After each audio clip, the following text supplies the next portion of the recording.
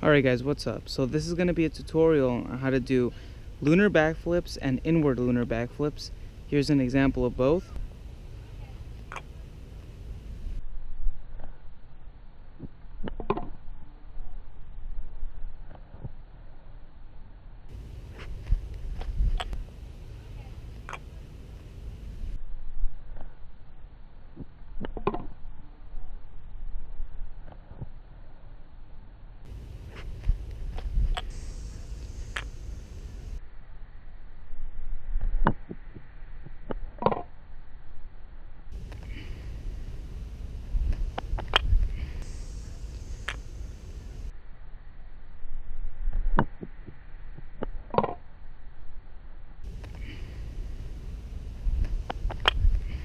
Alright guys, so that was an example of both of them.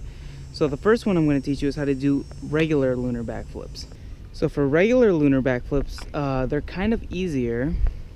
You should be comfortable doing all types of lunars if you're learning this trick, first of all, because it's an advanced lunar trick. So just pointing that out.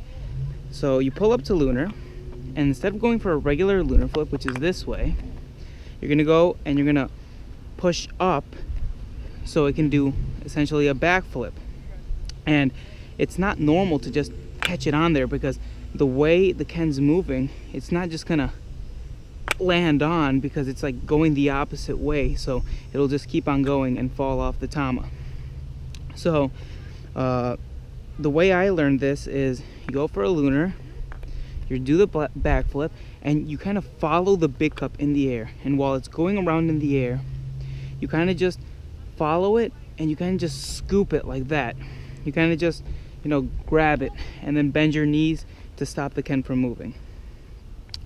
So sometimes it helps when you're learning it, just go really slow, and like even when the big cup is just facing up, try to scoop it. Maybe that's not the cleanest one you could do, but it's gonna help you learn and get cleaner ones later on.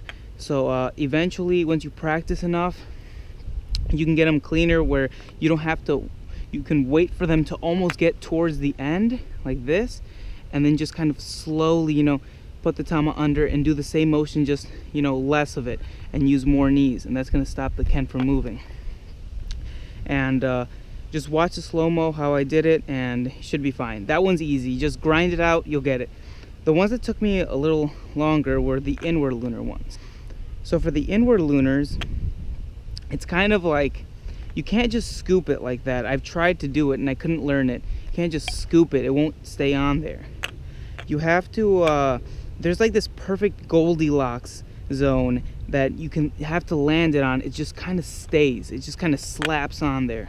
So this perfect Goldilocks zone that I'm talking about, it's just, you have to be paying really close attention to the Ken at all times when you do this trick. Like, you have to be like really eyeing the big cup.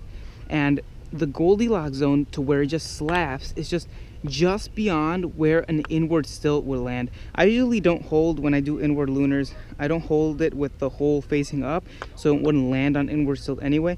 I usually hold it to the side like this, so I kind of like almost pretend to get it to an inward, like an inward no hole stilt, but just barely miss this edge right here.